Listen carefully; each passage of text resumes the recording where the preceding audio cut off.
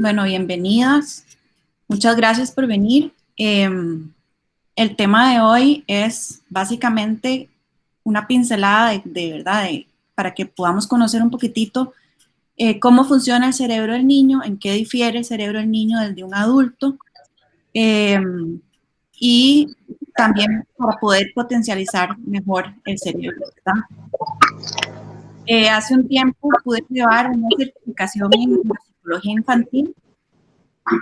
Y por eso es que, pues, este tema me apasiona, me encanta, ¿verdad? Y yo creo que como papás, si pudiéramos entender un poquitito más a fondo cómo funciona ese cerebro del niño y por qué es diferente al de un adulto, tal vez podríamos manejar mucho mejor eh, muchas de las cosas que suceden a diario, ¿verdad? Con nuestros hijos. Entonces, para que ustedes comprendan, cuando una persona nace, cuando un niño nace, un bebé nace, nace con 100 millones, billones de neuronas, ¿verdad? Y son básicamente la misma cantidad o un aproximado similar al que tiene un cerebro de un adulto. O sea, el número de neuronas, por decirlo así, es el mismo. ¿Qué es lo que cambia, digamos, entre el cerebro de un niño y el cerebro de un adulto?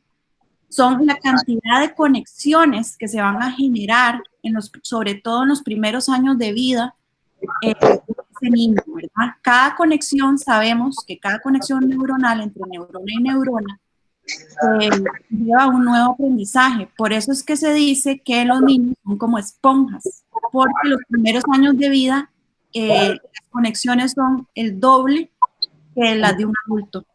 Entonces, el cerebro del niño está en su máximo apogeo de aprendizaje en los primeros años de vida.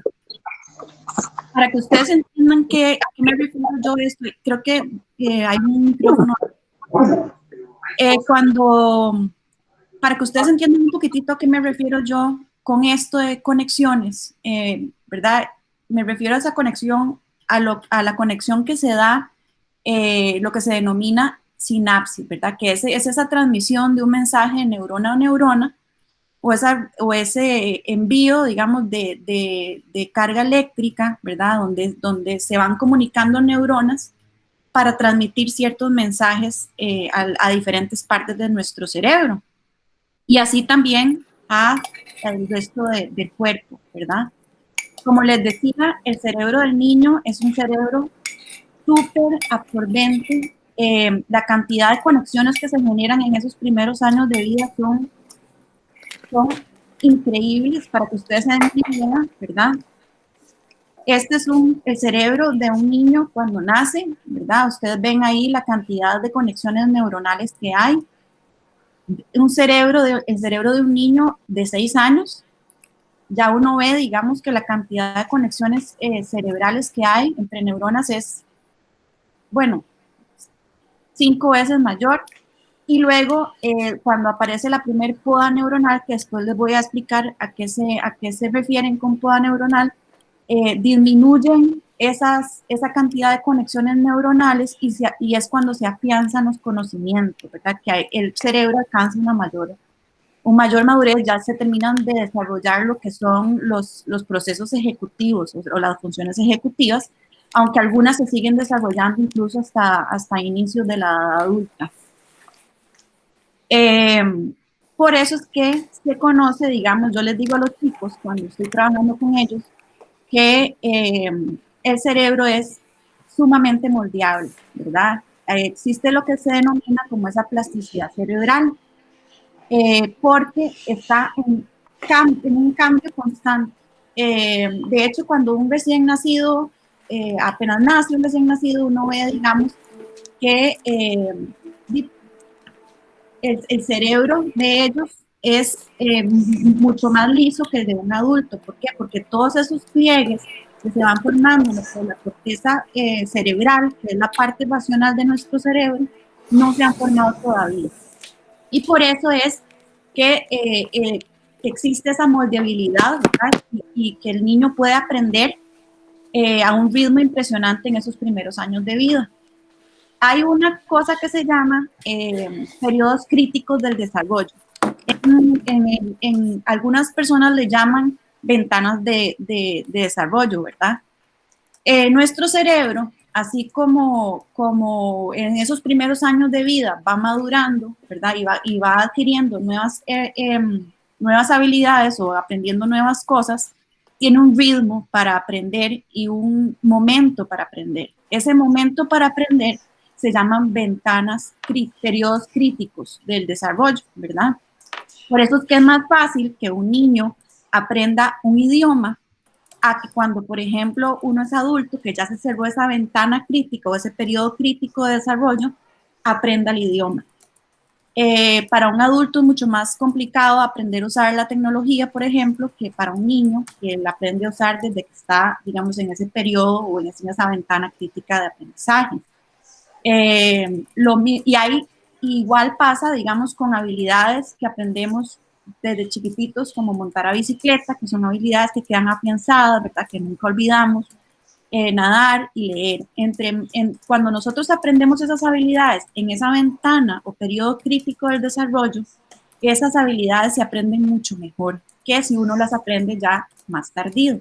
Igual esta ventana o periodo crítico de aprendizaje no solamente funciona para aprender, digamos, nuevas cosas, sino que nuestro cerebro tiene que estar listo o entrar en esa ventana de aprendizaje para poder aprender a hacer determinadas cosas. Por ejemplo, si un niño no está todavía con el reading brain, que llaman, ¿verdad? Con esa ventana de aprendizaje hacia la lectura, no está listo todavía, no podemos forzarlo. ¿Por qué? Porque todavía no tiene ese periodo crítico de aprendizaje para poder afianzar ese conocimiento. No ha llegado a esa madurez neurológica, que solamente se da con el desarrollo. Por eso es que hay veces que dicen que hay niños que no están todavía maduros para aprender ciertas cosas. En realidad, lo que no ha alcanzado esa madurez o todavía está en proceso sináptico y de cambio es el cerebro del niño. Para que ustedes se den una idea, obviamente, ya esto es a contexto más básico, ¿verdad? Pero el cerebro se divide o evoluciona en 3 niveles, ¿verdad? Está el cerebro reptiliano, que es el más instintivo, que es por decirlo así, el que está aquí abajo, que es el que se encarga de los procesos fisiológicos básicos, como por ejemplo, respirar. O sea, nosotros no le decimos a nuestro cuerpo que tiene que respirar. El sistema reptiliano es el que se encarga de que esas funciones básicas o vitales que nos mantienen con vida se lleven a cabo. Luego está el cerebro emocional, ¿verdad? Que es toda la parte del sistema límbico del cerebro, que es esta parte del medio, donde está la amígdala, ¿verdad? Y el sistema límbico. Y la parte de la neocorteza cerebral, que es la parte racional del cerebro. Para que ustedes se den una idea cómo funciona el cerebro del niño, mientras que el cerebro de un adulto se rige por la parte racional, porque ya ha alcanzado su máximo desarrollo en esa área, el cerebro del niño todavía no ha alcanzado máximo desarrollo en la parte racional y se rige más en la parte emocional. ¿Qué quiere decir eso? Que nosotros no podemos llegarle a un niño desde la parte racional. Tenemos que llegarle, o nuestros niños aprenden desde la parte de una base más emocional, ¿verdad? Porque su desarrollo se centra sobre todo en esta área cerebral, en la parte emocional, que es indispensable para poder alcanzar un buen funcionamiento o un buen desarrollo del cerebro. Creo que otra vez hay un micrófono abierto. Entonces, como les decía, para poder nosotros llegarle a un niño tenemos que llegarle desde lo emocional. Entonces, primero tenemos que afianzar ese desarrollo del cerebro emocional de nuestros hijos para que puedan tener un óptimo desarrollo a nivel de cerebro racional, ¿verdad? O sea, a nivel de ya la parte racional del cerebro, de aprendizaje. ¿Cómo podemos hacer eso? Cuando un niño crece en un ambiente donde se le fomenta la empatía, ¿verdad? Donde comprendemos sus emociones desde chiquitito, donde sabemos que tal vez, digamos, está teniendo un mal día y nosotros podemos empatizar con él y entender cómo él se está sintiendo, entonces él aprende, ¿verdad? Que a partir de la empatía, él puede desarrollar empatía. O sea, él aprende que si sus sentimientos son validados, él va a poder ser capaz de validar los sentimientos de los otros. Entonces, un niño que aprende, está demostrado que un niño que nace o que se desarrolla en un ambiente emocionalmente estable y saludable, tiene un mejor desarrollo de un cerebro racional. O sea, es decir, tiene una mejor capacidad de aprendizaje en el futuro.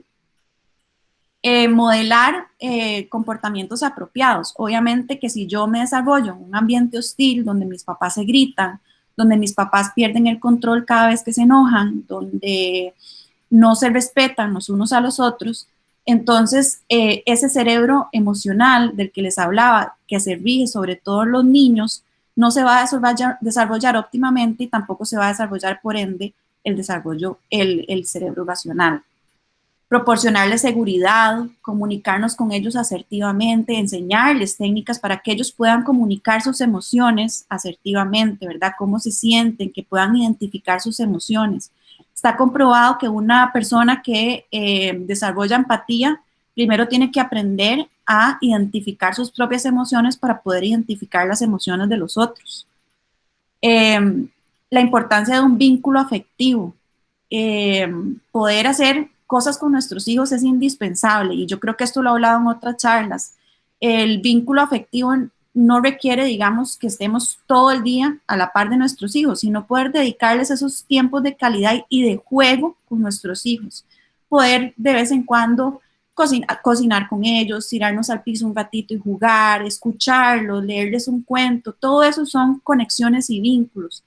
Y eso es lo que hace que se afiance, digamos, o que se desarrolle ese cerebro emocional y que por ende haya un mejor desarrollo del cerebro racional.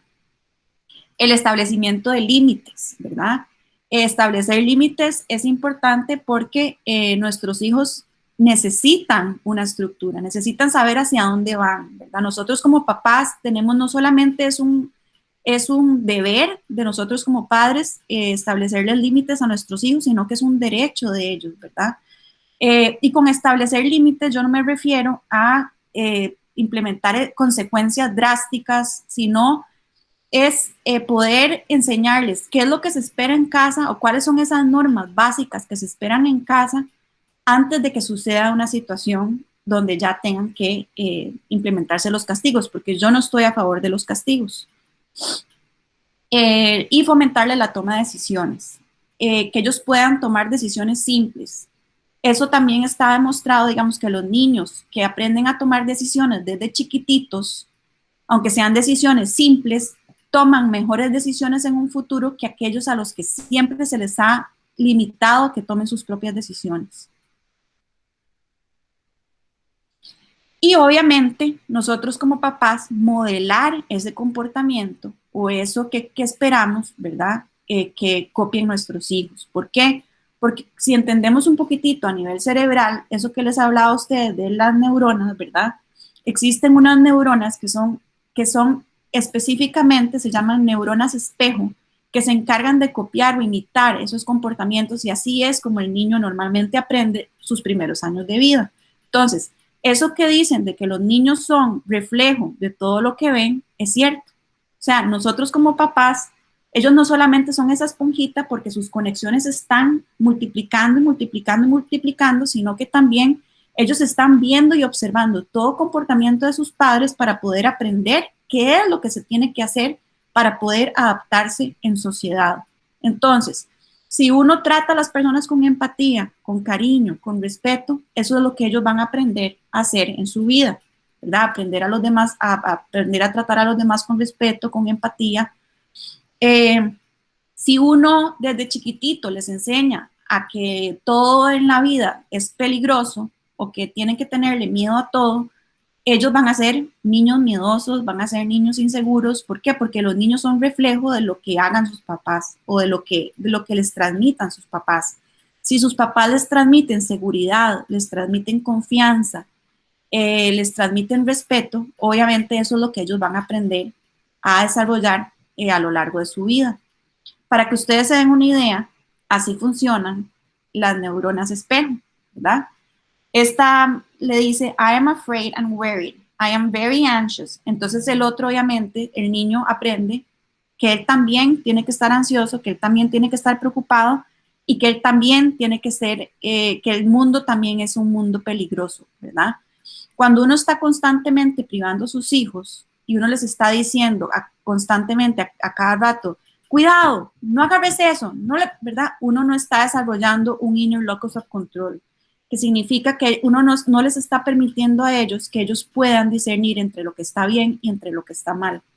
Y lo que está generando son niños ansiosos, niños inseguros, niños preocupados. Y eso se modela desde casa y se modela desde los papás.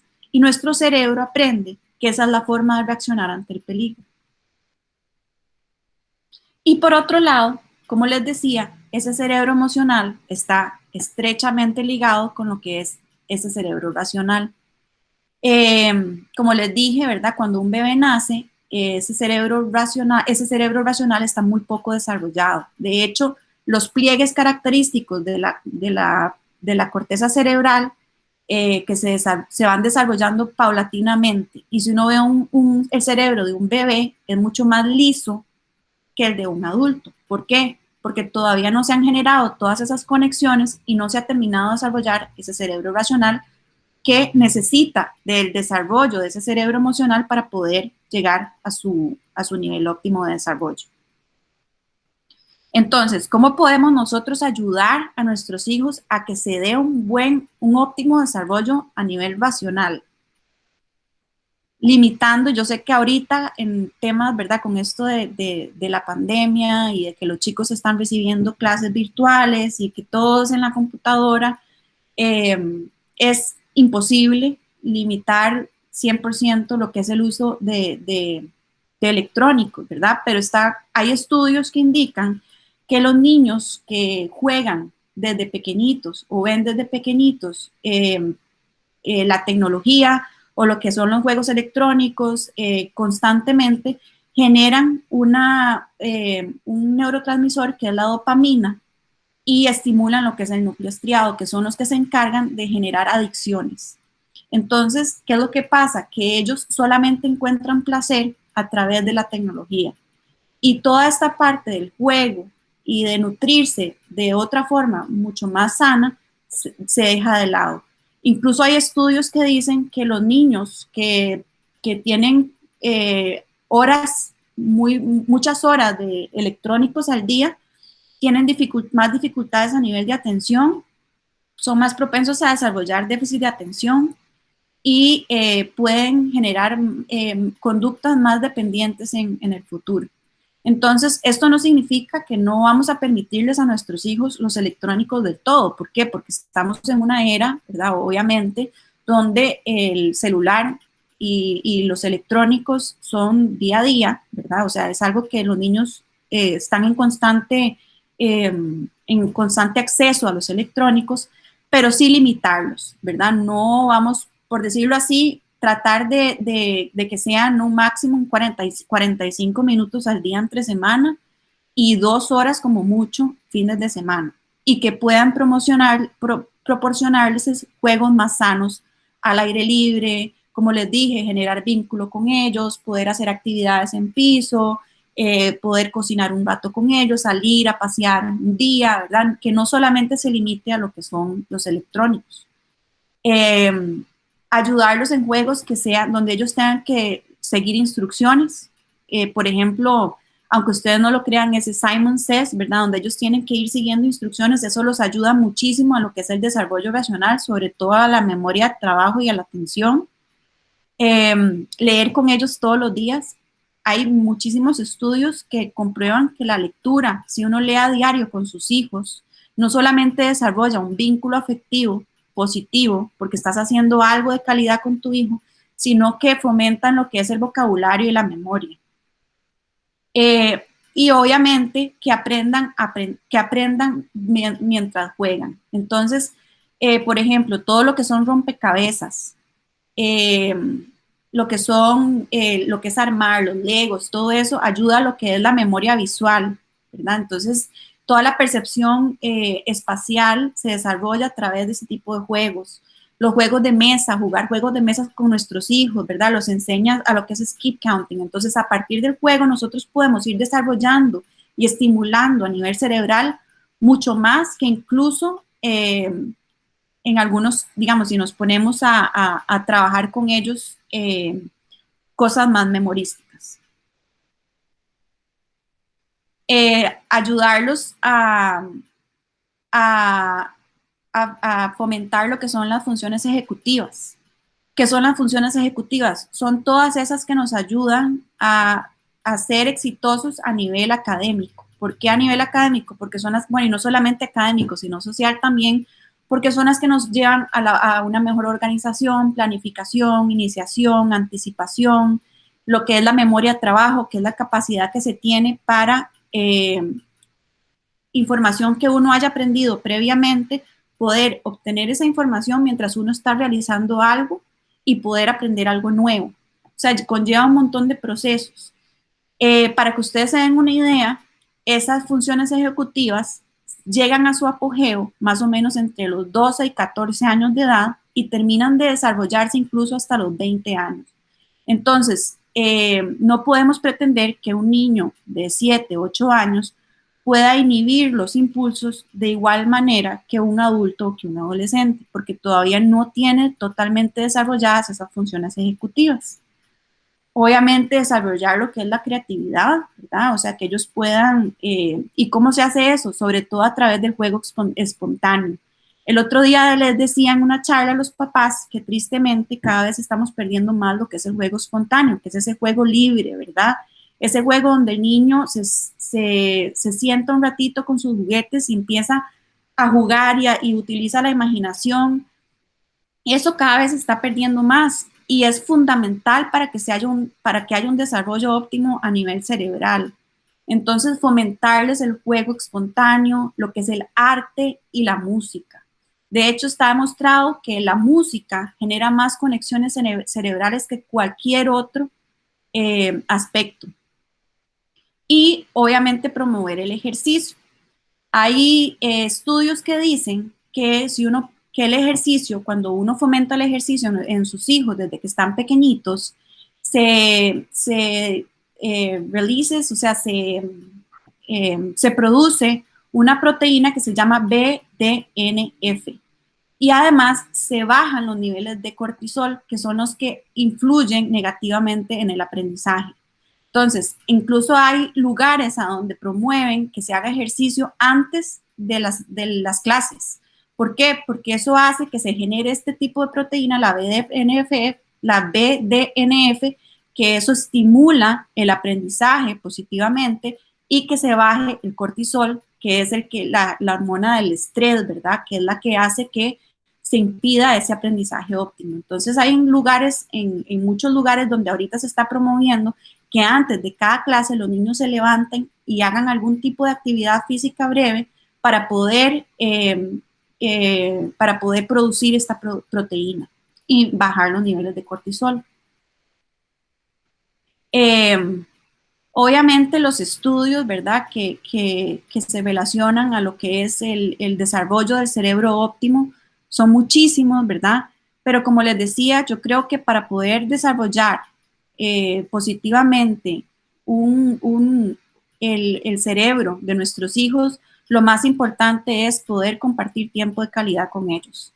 El vínculo con nuestros hijos es indispensable. Si no hay vínculo y no hay desarrollo a nivel emocional, de ese cerebro emocional, todos los demás aspectos o el desarrollo intelectual de nuestro hijo no va a ser el óptimo, así nosotros como papás podemos tener esa conexión de calidad con nuestros hijos. No sé si tienen alguna pregunta.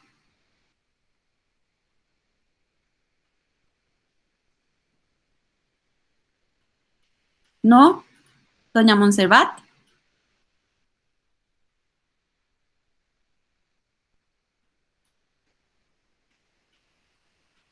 Bueno, muchas gracias por venir. Yo sé que es un por decirlo así, es muy extenso este tema, ¿verdad? De hecho, se presta para mucho más. Obviamente podría incluso hablarles eventualmente de únicamente las funciones ejecutivas del cerebro y poder darles ciertas recomendaciones para que se puedan desarrollar esas funciones ejecutivas. Igual si tienen alguna pregunta más adelante, por favor no duden en consultarme. Muchas gracias y los espero en la próxima charla. Gracias, gracias. Muchas gracias.